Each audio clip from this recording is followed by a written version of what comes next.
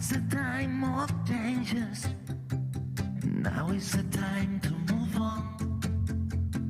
This is the time for solutions. Feel the motion. Renew is born. Really none of you. No one connected to you. Really none of you.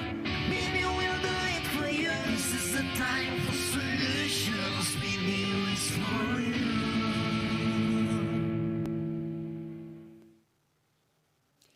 Buenos días, tercera jornada del BNew, la Barcelona New Economy Week, este gran centro de referencia de la nueva economía que se juega desde Barcelona durante estos días a nivel mundial. Bien, nosotros ayer hablamos de sostenibilidad y hoy cambiamos el plató, cambiamos este color para entrar en la salud desde el BNew Health, este vertical que nos llevará a hablar de salud hoy y mañana jueves. Nosotros sabemos que la salud también se juega en el terreno digital y tecnológico y de esto es de lo que tratará el primer panel sobre la salud digital, From Research to Reality.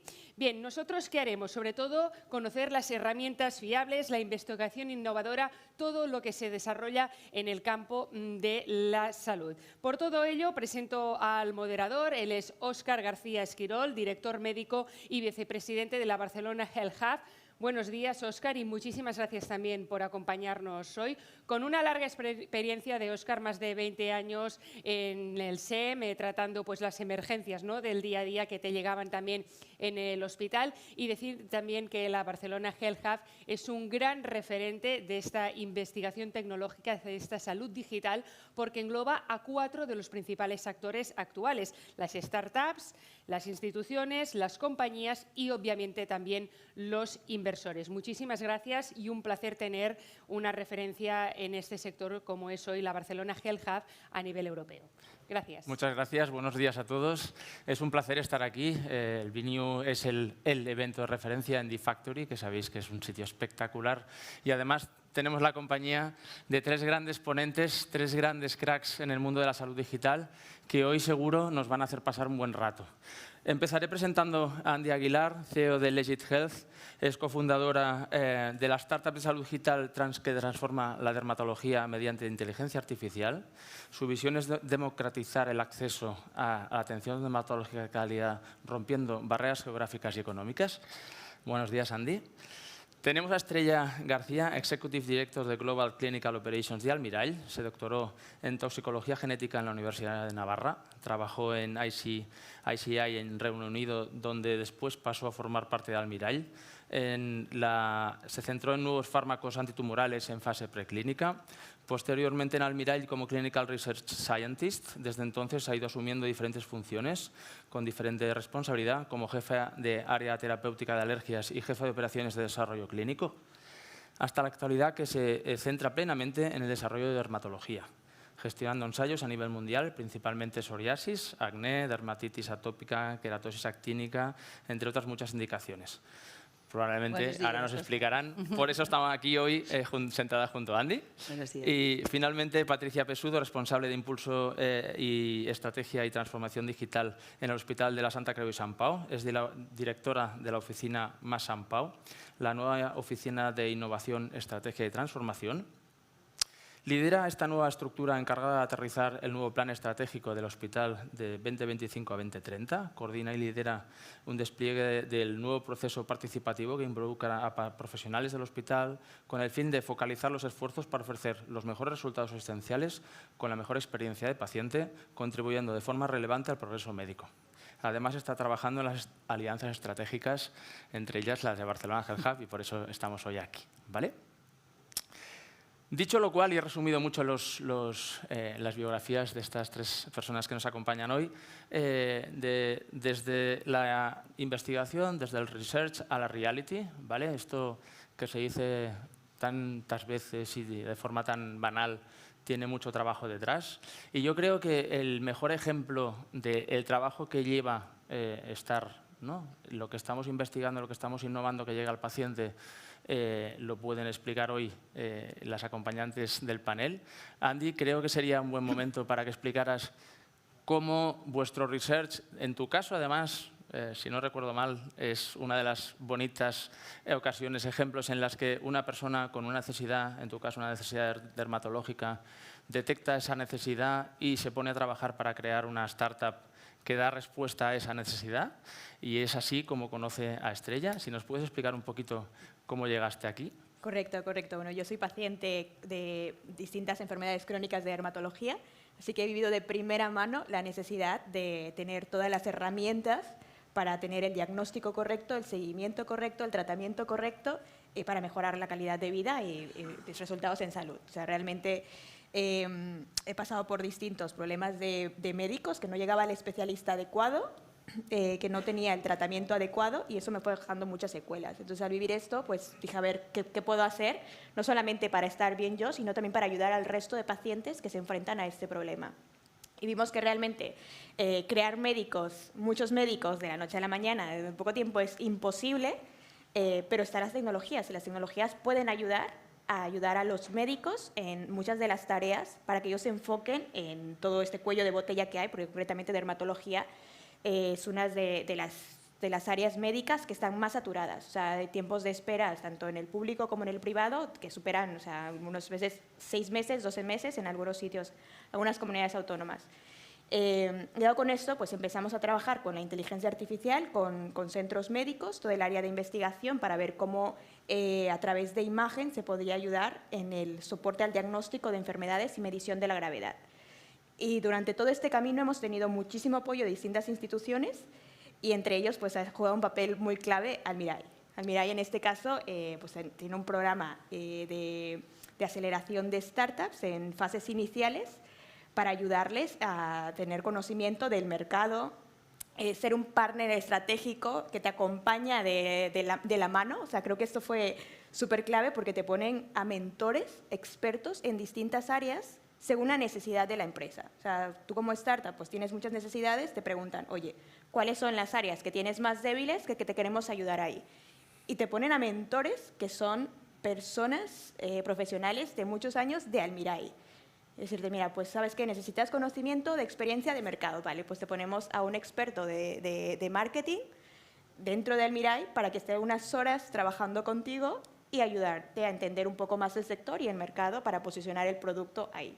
Yo creo que en este caso se ha agradecido muchísimo todo el acompañamiento que nos habéis dado y no solamente se quedó ahí, sino que también ha progresado a colaboraciones estratégicas juntos.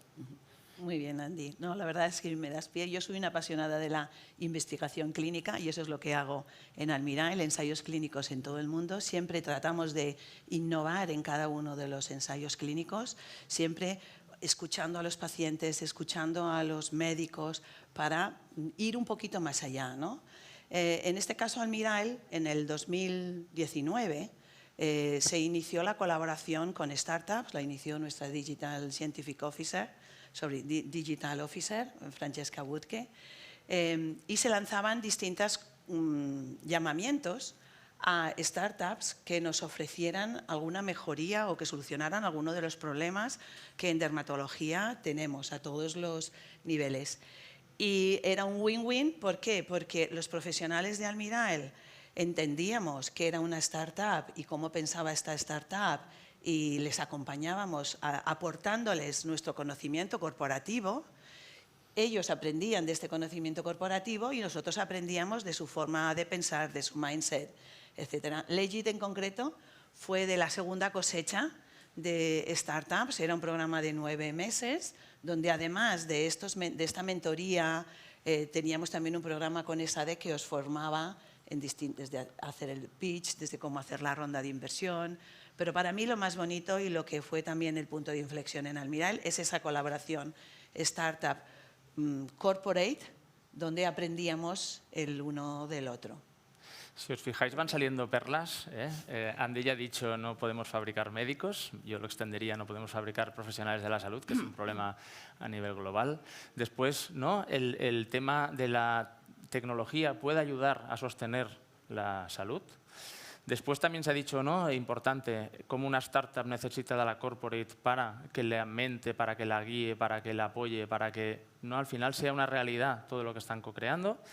Y nos falta, evidentemente, la pata final, ¿no? Que es la pata Aquí de, estamos. ¿no? Tenemos la startup, la corporate y la pata pública, hospital, ciencia, profesionales y, como no, los pacientes. Claro, aquí aparece, nosotros detectamos cuando hicimos la reflexión estratégica y vimos que realmente queríamos empezar a adoptar innovación en el hospital con criterio, nos dimos cuenta que teníamos que desarrollar una estructura que profesionalizase el hecho de generar evidencia sobre las soluciones digitales, porque todo el mundo tiene claro que a la hora de incorporar un medicamento en práctica clínica tienes que tener evidencia, pero con las soluciones digitales estábamos en una zona un poco de claroscuros.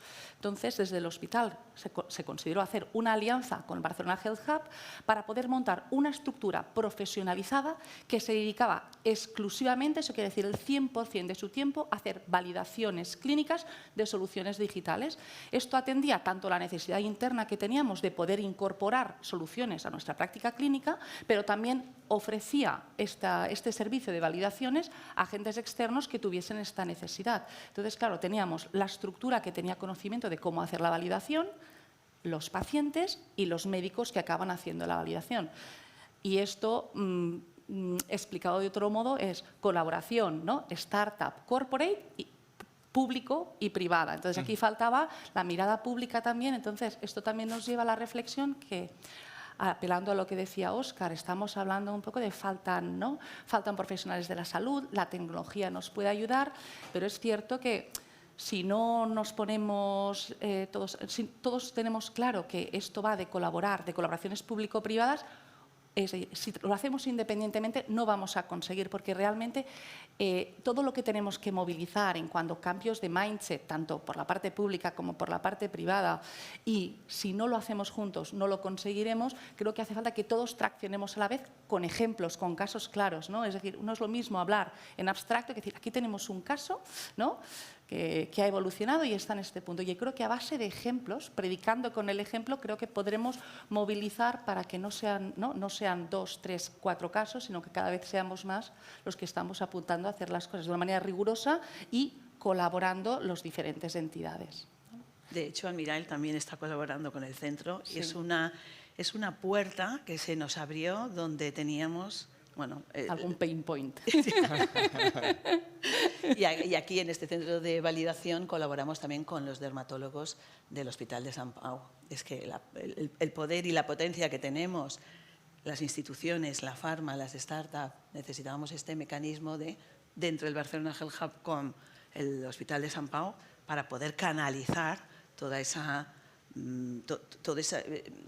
potencia y esa sabiduría de la colaboración. Para mí la palabra clave es colaboración. Se podría decir que está empezando a pasar esa magia, ¿no? Sí. Que nos estamos empezando a encontrar, todo el mundo lo veía muy claro, pero nadie daba el primer paso y estamos haciendo pues, que los startuperos, innovadores, tecnólogos ya se sienten con las batas blancas, con los clínicos que tienen, ¿no?, una necesidad y a veces co-creen o codiseñen soluciones, ¿no?, que después evidentemente la farma apoya y sigue hasta el final, porque después también será la aplicadora beneficiaria de que esto funcione. Sí, porque la idea puede venir de la farma o puede venir del dermatólogo, que también nos llama y dice cómo podemos colaborar en este centro que tenemos en Sant Pau para un nuevo biomarcador digital. Y bueno, y la colaboración con Legic ya también es excepcional, que la podemos explicar también, ¿no, Legic? Sí, sí. No, de hecho es muy importante lo que has comentado, Patricia, porque en nuestro caso, cuando empezamos a validar la tecnología, que fue igual 2018, era un poco complicado cómo establecer los protocolos para tecnologías nuevas. Era cómo definirlos, cómo pasar a los investigadores, cómo llevar todo este proceso de recogida de datos en ese sentido. Y yo creo que se vaya avanzando todo de la mano, o sea, tanto las empresas que quieren validar como todo lo que es la industria y los hospitales, o sea, que esté muy alineado a todo lo que se está evolucionando y lo que se está avanzando para que podamos hacerlo todo mucho más rápido, porque si no se atrasan estos procesos y lo que estamos haciendo como consecuencia es limitar el acceso a esta evolución a las personas que lo necesitan. De hecho, has dicho una cosa que creo que es súper importante y es que para que eso pasa, para que tú puedas saber, bueno, ¿no? Los dos tipos de entidad, que eso va a pasar, porque hay unos protocolos, es porque hay una decisión directiva que apuesta por esto. Cuando digo que es un servicio profesionalizado y que la gente está dedicada al 100%, eso es lo que te asegura que se te puede dar un servicio riguroso, porque claro, cuando la gente lo hace en su tiempo libre es como estábamos hasta ahora. Para mí el gran cambio es cuando dices, no, esto es un tema tan serio que tenemos que montar un espacio que se dedica exclusivamente a eso. Claro, con acceso a los profesionales, pero no acceso a los profesionales de toco a la puerta, ¿me puedes ayudar? No. Es decir, cuando tú analizas un proyecto y ver cómo tienes que trabajarlo, tú ya valoras cuántas horas, de qué tipo de profesional tienen que incorporarse. Por lo tanto, el protocolo no es una cosa que viene en el tiempo libre. Esto pasa por profesionalizar la gestión de las validaciones. Y eso es muy importante. Dedicar recursos, porque nosotros claro, podemos aportar económicamente, pero necesitamos que profesionalmente el equipo, los dermatólogos, se vuelquen en ese proyecto también, porque si es además de, es cuando no avanzamos suficientemente rápido para llegar a solucionar ese problema que tenemos con estos determinados pacientes o con estos determinados equipos médicos. Y que esto era uno de los problemas mata startups que existía hasta ahora. Pensar que las startups tienen un dinero finito dado por inversiones, ¿no?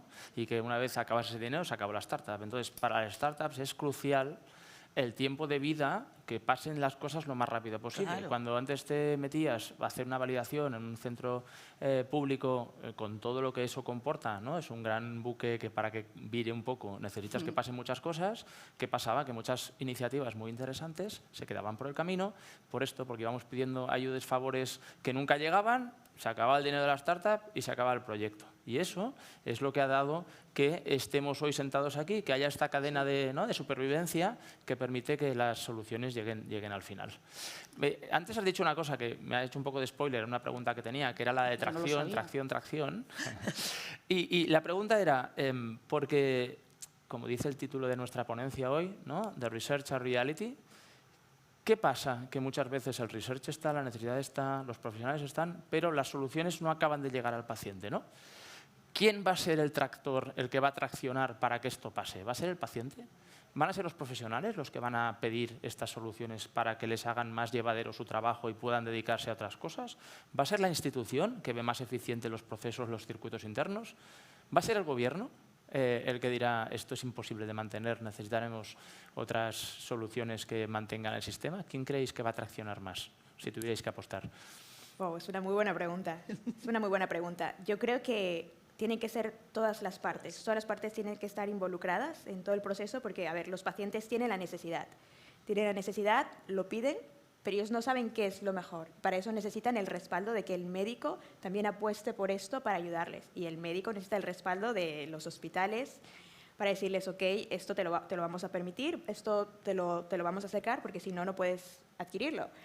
Y sin duda de toda lo que es la industria también. La industria creo que nos facilita todo esto de acercarnos las tecnologías para colaborar con los hospitales.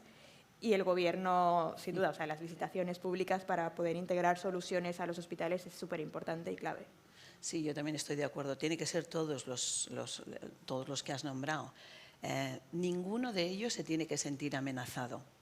Ojo, por eso es importantísimo desde mi punto de vista que esa startup o ese proyecto que podemos tener a nivel de investigación cuente con el buy-in, perdonadme la palabra en inglés, cuente con el deseo tanto del paciente como del médico como del hospital en esa solución. O sea, con el deseo de que se crea que esa solución va a solucionar algo. No es usar tecnología por usar tecnología, que es un paso más, que igual puede ser al principio un poco costoso de incorporar en nuestros procedimientos. Puede costar, pero si luego es un beneficio, es ese beneficio el que hay que demostrar a todos estos miembros que has comentado, desde las agencias, desde la Pharma, el médico, los pacientes y las startups. Ese beneficio que de una u otra manera tiene que aparecer en la ecuación. Si no lo compran todos los miembros que hemos mencionado, será difícil. Otra perla, otra frase. Nadie se tiene que sentir amenazado. Sí, Esto es muy sí, importante. Y para que pase eso, probablemente es tan fácil como involucrar a todo el mundo, ¿no? Que esté el paciente en el desarrollo o en la validación, que esté el profesional viendo si ese producto es lo riguroso, lo estratégico que las startups explican y venden, lo tiene que comprobar, porque si lo comprueba y funciona y es riguroso y hace bien su trabajo, es cuando lo incorporarán dentro del sistema, ¿no? Y lo mismo en la institución, ¿no? Me gustaría comentar dos cosas. En relación a quién tiene que traccionar, como han dicho tanto Andy como Estrella, efectivamente, es un mix de todas ellas. ¿Y cómo las involucramos? Generando evidencia, es decir, para que la gente… Por eso, al final, volvemos a la raíz de lo que estamos diciendo. Al final, si tú tienes la evidencia, lo pasas a la agencia de evaluación, dice, mira, la evidencia ex ante y… Por lo tanto, la propia evidencia es la que nos puede ayudar a traccionarlo. En último lugar, decíamos, las instituciones, no perdamos de vista que actualmente mucha de la innovación la estamos incorporando a riesgo de las propias instituciones, Sí. porque apuestas por ellas, con colaboración muchas veces Pero de las es un corporates, riesgo. pero que aquí efectivamente se tienen que implicar incluso para poder sostener esta incorporación. Y se me ha ido lo segundo que os quería comentar. Ya está, ya me volverá. Yo quería comentar otra cosa también, que estas ideas que nacen también, para mí también es importante que en esa generación de evidencia, las primeras evidencias, se aprenden muchísimo. Total. Y si hay que pivotar, porque igual la idea que, bueno, pues Legit es un caso de éxito, pero igual hay otros Legit que su primera idea no es exactamente lo que necesita el paciente o lo que necesita el médico o lo que necesita la farma, pero cumple un 80% de esas necesidades. Entonces yo creo que es importante también que esas startups pivoten y evolucionen a que si esta primera idea no ha salido bien, no por eso se frustren, sino que, oye, hay unos aprendizajes y sí, ¿por qué no?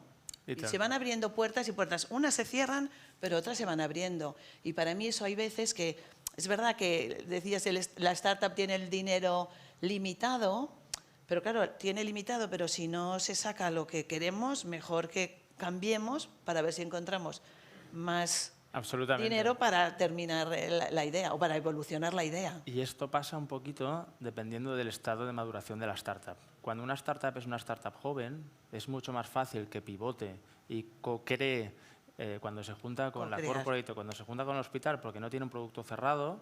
Y al revés, cuando una startup es más madura y tiene un producto validado, que tiene un producto que ya funciona, que está en el mercado, cuesta más. Lo cual no quiere decir que no lo haga. Yo creo que en el ADN del startupero está ir buscando el camino e ir cubriendo necesidades, porque tenemos muy claro que si no cubre una necesidad, acabará en un cajón. Eso Claro. seguro. Sí, Óscar, de ¿qué has hecho, dicho? Nadie la va a perdona, comprar al final. No, tal cual. O sea, de hecho, lo que has comentado, Estrella, es así. O sea, en nuestro caso, creo que teníamos la necesidad muy clara, estaba validada. Gracias a que estaba validada, teníamos claro que era algo que se tenía que hacer en la práctica clínica y no tuvimos que pivotar, pero sí se descubrió un nuevo segmento que fue gracias a la colaboración con Almirae, con Corporates, que esta tecnología también se podía usar en los ensayos clínicos de elaboración de nuevos fármacos.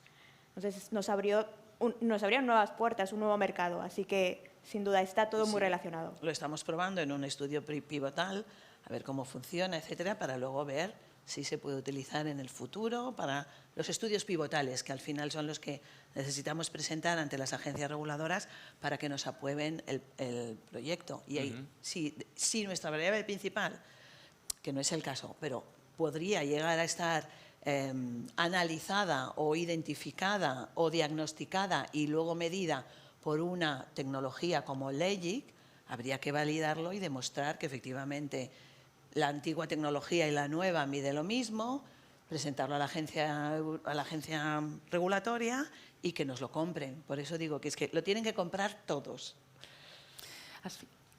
Sí, voy a coger una cosa que has dicho que me parece súper interesante. En general, cuando hablas de startups, siempre decimos la gente está buscando startups que sean muy maduras. Aquí, por primera vez, estamos poniendo el valor el hecho de que no sea tan madura. Porque cuando estamos hablando de colaboraciones como esta, es más interesante poder para que todo el mundo se sienta parte de esta, ¿no? de esta colaboración, co-crear conjuntamente. Por lo tanto, a mí esto me ha resonado muy bien porque siempre es, ¿cuál es el nivel de madurez que tiene esta startup? Pues aquí le estamos dando la vuelta, estamos diciendo, no, cuando estamos hablando de colaborar de una manera genuina y que todo el mundo se sienta protagonista, nos es incluso muy interesante el hecho de que estén poco maduras para crecer conjuntamente. Sí, Por eso me parece súper interesante el hablar de que también es bueno no estar tan madurado. De hecho, muy probablemente las startups del futuro próximo, ¿no? Ahora te diría que el 80 o el 90% son startups externas a los hospitales que van a colaborar, co-crear o validar en los hospitales, y muy probablemente dentro de poco tiempo tendremos un 50% de startups externas, pero habrá un 50% de startups que serán internas del hospital, de profesionales del hospital que han identificado la necesidad y que son ellos los que empiezan a ser, ¿no? Innovadores, aventureros, hay muchas maneras de definir los startuperos, pero que serán esas spin-offs del futuro que saldrán de los mismos hospitales y que bueno, se co-crearán directamente ya desde el centro. Otra cosa que decíais antes, y no puedo estar más de acuerdo, es que para que la tecnología se incorpore y llegue al paciente, para que haya una transferencia tecnológica real, tiene que haber una validación de que lo que está midiendo o lo que está anticipando esa solución digital es cierta, ¿no? Pero pasa muchas veces que esa validación es una validación clínica súper rigurosa que se publica en muchos sitios, que da nombre, pero que después nadie la compra. Nadie la compra porque es un nice to have, ¿no? Porque está guay, hacemos la foto, hacemos el check, somos innovadores. ¿Creéis que es importante medir no solo KPIs clínicos, sino KPIs económicos de impacto de la solución en el sistema para que esto persista?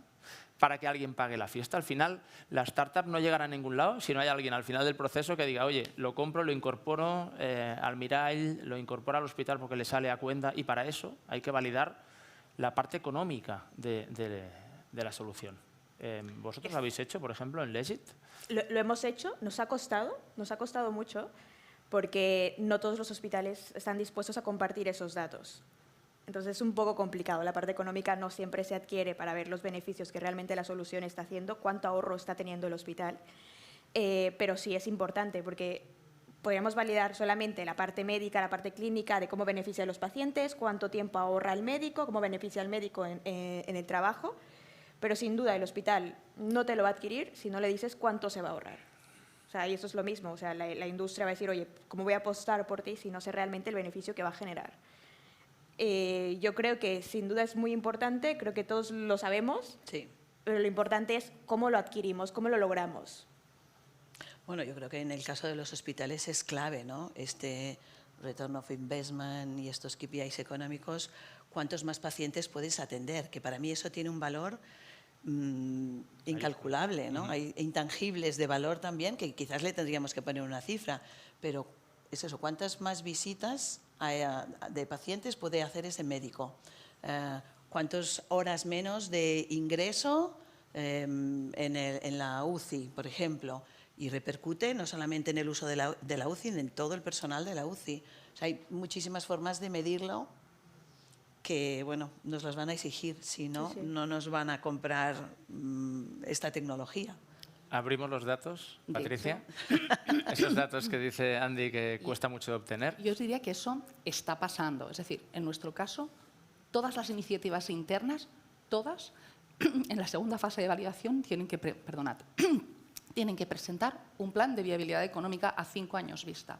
Todas. Si no, no pasan. Las internas, ¿vale? ¿Por qué? Porque aquí somos nosotros los que estamos invirtiendo en estas iniciativas, pero no hay ni una que pase sin tener un plan de viabilidad. Entonces, cuando tú ves allí, cuando analizas el margen, claro, allí incorporamos el ahorro de horas de personal. Eso se tangibiliza porque efectivamente no es tan solo género e ingreso. Al final somos un hospital público. Realmente lo que generamos son ahorro de horas de profesional, ¿vale? Pero eso, sabéis que, por ejemplo, nosotros internamente, todas las iniciativas que pasan con un plan de viabilidad, por una cuestión de coherencia Pero ahorro interna. que las pueden dedicar a más pacientes. Efectivamente, no, por eso es un ahorro que no es un ahorro que se revierte en euros que entran a la caja, sino en horas que se pueden dedicar a o aportación de valor, porque a lo mejor estás haciendo acciones que te las puede sustituir una aplicación, ese profesional de la salud puede estar dedicado a otra cosa en la cual genera más valor. Incluso también porcentaje de éxito, ¿no? Hay según qué herramientas que te hacen un screening muy rápido, entonces ya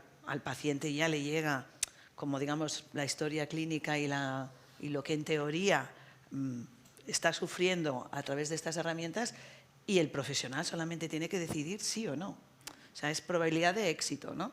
También aumenta a que nuestros pacientes no solamente estén más cuidados desde el principio y que acortemos el tiempo de diagnóstico, sino que encima sea más fiable porque tienen la herramienta y luego el ojo final del médico. Que a veces siempre los médicos dicen, no, yo es que necesito, un caso es complicado, necesito una segunda opinión. Pues es que aquí esta segunda opinión ya es igual la primera opinión, el primer Correcto. screening que nos da esta tecnología. Sí, sí. No, y es muy importante, justo como comentabas, es importante saber cuánto tiempo se ahorra el médico. También la importancia de que el paciente reciba el diagnóstico a tiempo y la importancia de que sea el diagnóstico correcto, porque muchas veces puede haber una equivocación en el diagnóstico, no porque el médico no sea bueno, sino porque hay patologías que se parecen mucho entre sí y la respuesta del tratamiento puede ir variando o desarrollando más cosas dependiendo del perfil del paciente. Entonces, yo creo que en ese sentido también es hacer el seguimiento y medir un poco el impacto en los tratamientos del paciente para asegurarnos de que está recibiendo el tratamiento correcto y que el hospital no está invirtiendo recursos que no son necesarios en ese caso. Y en este sentido os invito a leer el estudio que hizo la Cámara de Comercio con Barcelona Health Hub hace un año y pico ya, del ahorro, no solo del ahorro del que habláis, sino del impacto que tenía, el impacto verde de la gente que dejaba de desplazarse necesariamente a los hospitales para visitas o para consultas, con lo tanto la contaminación ambiental, evidentemente las horas de trabajo que dejan de estar en sus empresas, el impacto económico secundario que tiene, ¿no? el estar en el ambiente hospitalario, que es muy interesante, que no solo es el ahorro local, sino que eso se extiende, ¿no? como Sí, sí. olas en el lago a muchas otras esferas. Sí, en nuestro caso hemos visto con algunos hospitales con los que están trabajando ya con nosotros y están implantados, en muchas de las patologías, como por ejemplo acné, que es muy común y que son la mayoría de los pacientes, el 80% de los pacientes ya los atienden de forma remota. Solamente vienen los casos que son mucho más graves y severos, y ese tiempo que se ahorran en no atender a los pacientes de acné lo invierten en atender a pacientes que tienen enfermedades mucho más graves o incluso malignas, como es el cáncer de piel, que no puede quedar mucho tiempo en una lista de espera. Totalmente de acuerdo. Nosotros en los ensayos clínicos es que cada vez es más difícil diseñar un ensayo clínico que tenga atracción por los pacientes y por el médico, porque ya están sobrecargados en los hospitales, y el paciente pues cada vez quiere perder menos horas de su trabajo, está en su casa haciendo teletrabajo, no tiene coche, etcétera. Entonces hacemos las visitas virtuales, la parte del ensayo clínico es descentralizado, desde hacer mediciones por telemedicina, como poder enviar enfermeros o enfermeras a casa a que les haga una inyección subcutánea sin tenerse que trasladar al hospital. Y aquí yo creo que es un win-win para todos. Es comodidad para el médico, para el equipo, para la farma. Sí, claro, al final, visitas la semanales tecnología... del paciente al hospital.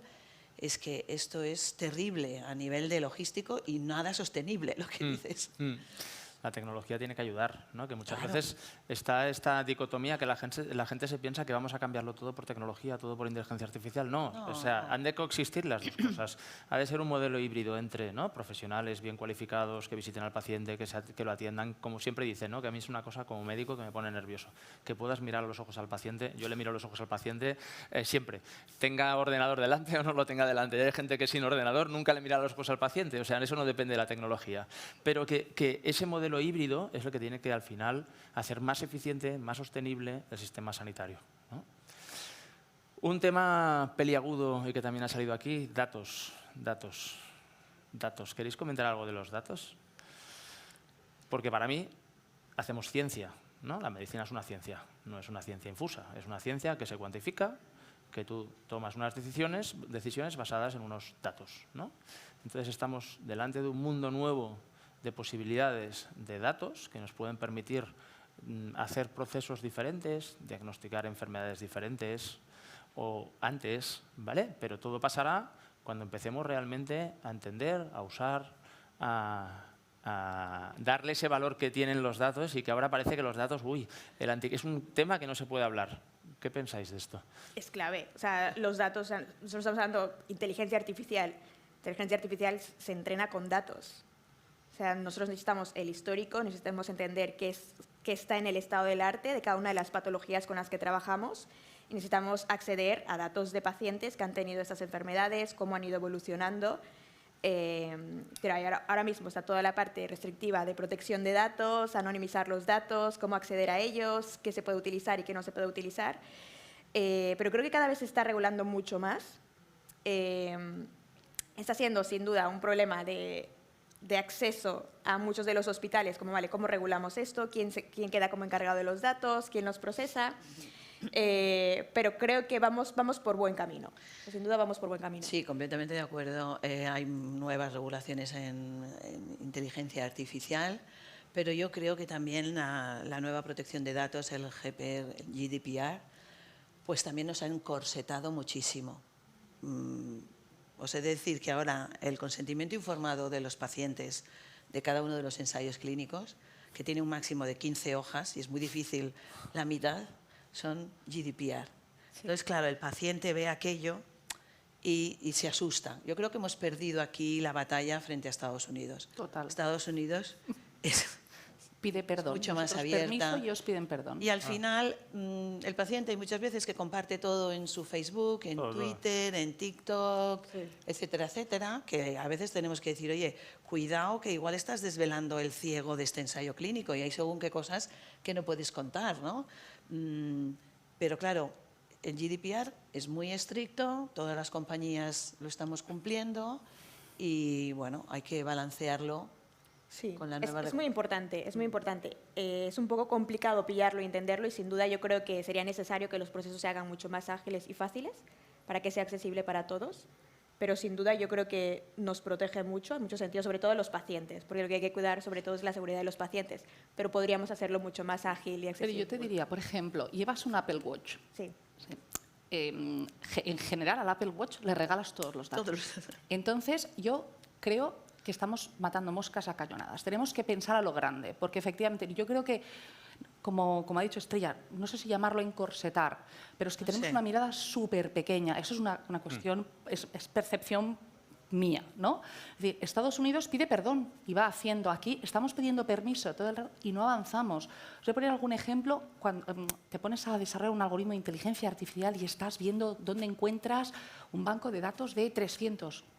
No necesitas 300, necesitamos toneladas de datos para entrenar algoritmos de verdad. Entonces, yo realmente creo que aquí tenemos que levantar la cabeza y levantar la mirada y decir, si realmente nos creemos que queremos evolucionar, tenemos que ser un poco más altruistas con el tema de los datos, porque ya los estamos regalando. Porque Apple, ya no sé si conocéis algún caso de hace unos años, ya se mofa de cómo gestionamos nosotros los datos frente a ellos. Entonces, yo creo que es una reflexión, pero no es tan solo del sector médico en general, sobre cómo queremos apostar realmente por la salud pública con una cesión de datos. Sí, facilitar el acceso a los datos, sí, sin duda. O sea, no dejar de controlarlos, pero hacerlo mucho más fácil. El otro día estábamos en el Congreso de Dermatología en Ámsterdam, estaba hablando con una asociación de pacientes americana y me decía la CEO, es que Estrella, no puedo ir a la zona de industria.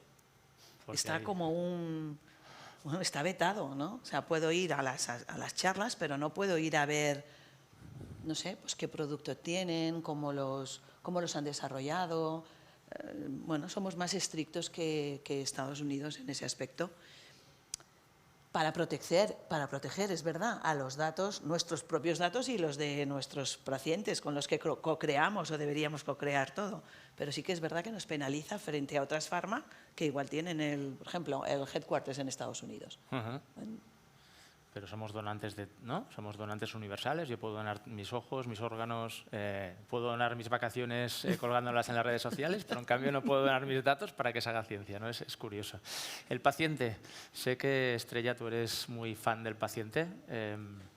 Paciente en todo este show de Research a Reality, ¿qué ¿Dónde lo ves? ¿Dónde lo pones? Pues mira, el paciente ya dice que no quiere estar en el centro, sino que quiere estar en la mesa de decisiones. O sea, es verdad, el paciente participa en nuestros ensayos clínicos, pero sí, ahora lo que nosotros ya estamos haciendo y otras farma también, por supuesto, no es ya patient-centric, es incorporate patient voice en el desarrollo clínico y en los ensayos clínicos. Hacer un patient council para que realmente te revise la sinopsis de ese protocolo que vamos a hacer, que el número de visitas no sea excesivo, que el número de cuestionarios de calidad de vida que le estamos pidiendo que rellene, pues que no esté ahora ahí 40 minutos por la mañana y 40 por la tarde. Eso va que todo es electrónico, ¿eh? Ya os digo que todo es fácil, damos tablet, bring your own device, pero claro, aún y todo, nosotros tenemos requisitos regulatorios para que cuando presentemos el producto a las agencias reguladoras, si queremos pedir que se refleje determinada frase en la ficha técnica, tenemos que demostrarlo y se demuestra ¿cómo? Preguntándole al paciente. Entonces, claro, si le preguntamos demasiado, pues ellos no tienen, digamos, apetito por participar en nuestros ensayos clínicos. Encima, los datos que nos dan son no muchos, pero igual, de mucha menos calidad que si ya le hacemos todo electrónicamente.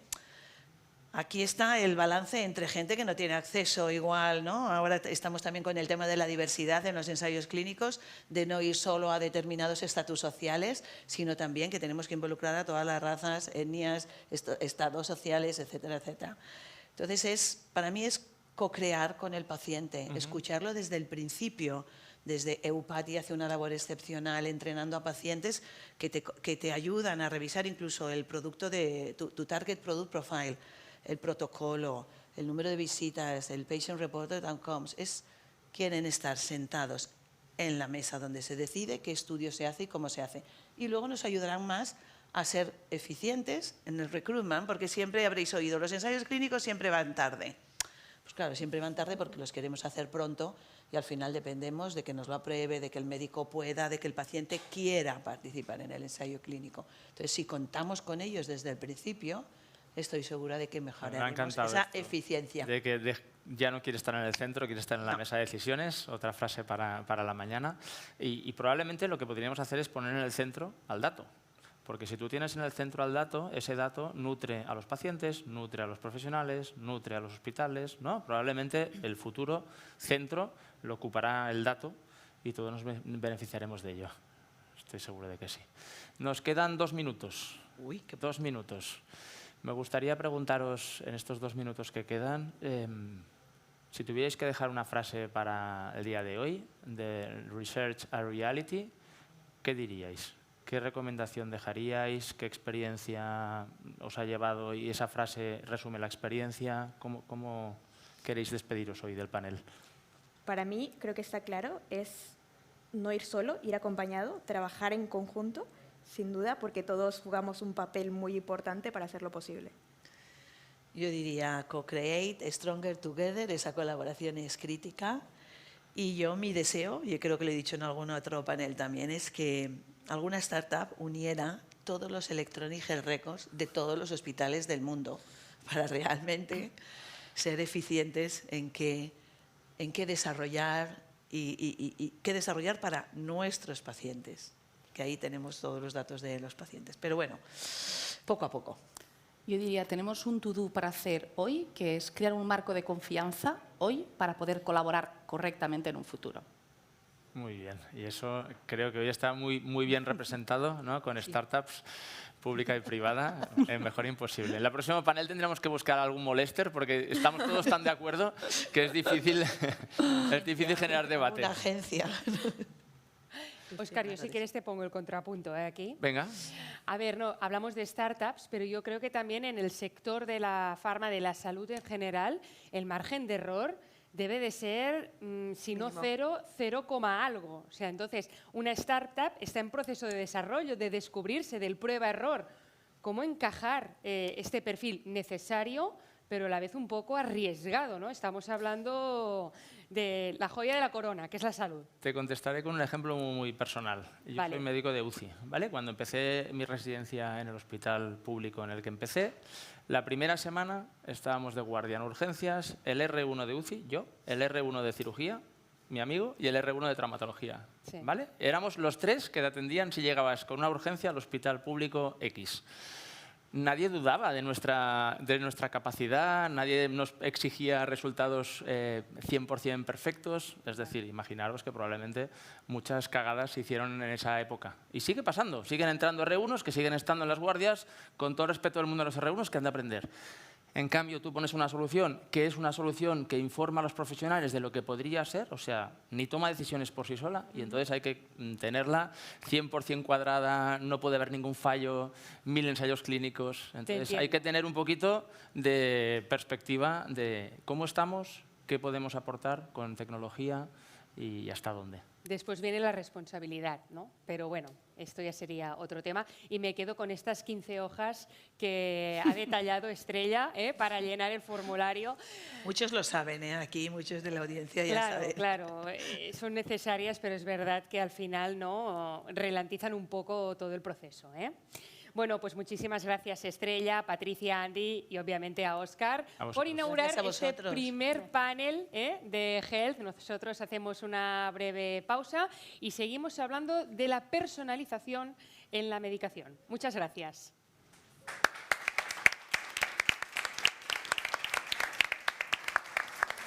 Pues muy bien. Fabricamos talento, fabricamos innovación y, cómo no, sostenibilidad. Fabricamos una nueva economía y un mundo nuevo, en 3D, por supuesto. Pero sobre todo, fabricamos futuro. Y es que fabricamos empleo para más de 137.000 trabajadores. Fabricamos oportunidades globales de negocio en un espacio de más de 10 millones de metros cuadrados. Y fabricamos servicios de vanguardia y ventajas competitivas para más de 175 empresas. Consorcio de la Zona Franca. Fabricamos oportunidades para tu futuro. Bienvenidos a The Factory Barcelona, la fábrica de talento, de tecnología, de innovación y, por supuesto, de Barcelona. Y es que The Factory consolida a Barcelona como la capital europea de la industria 4.0, de la digitalización, de la transformación, creando en la ciudad 1.500 puestos de trabajo directos y 5.000 indirectos, cerca del metro, del puerto y del aeropuerto, e impulsada por el Consorci de la Zona Franca de Barcelona. Barcelona Activa et connecta quan busques feina o formació, quan vols emprendre o impulsar el teu negoci. Connecta amb Barcelona Activa i aconsegueix els teus reptes professionals. Descobreix com a barcelonaactiva.cat. Barcelona es desconectar. Es volar. Barcelona es descubrir. Es compartir. Barcelona es tocar el cielo. Barcelona es parar el tiempo. Barcelona es vida. Es amar. Barcelona es única. Es un montón de likes. ¿Qué Barcelona conoces tú? Descúbrelas todas en barcelonaesmuchomás.es.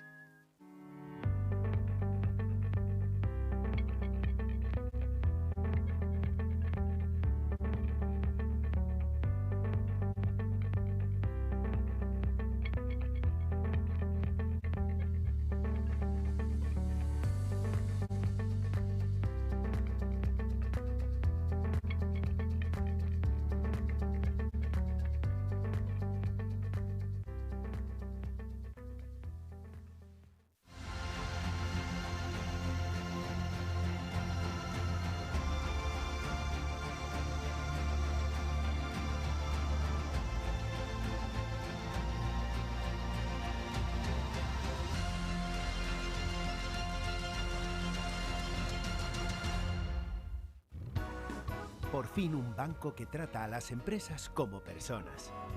Ibercaja, el banco del vamos. Más de 314 millones de pasajeros han pasado por los aeropuertos del Grupo AENA en España y en el mundo. Un 23% más que en 2019, antes de la pandemia y anterior récord, y un 16% más que en 2022.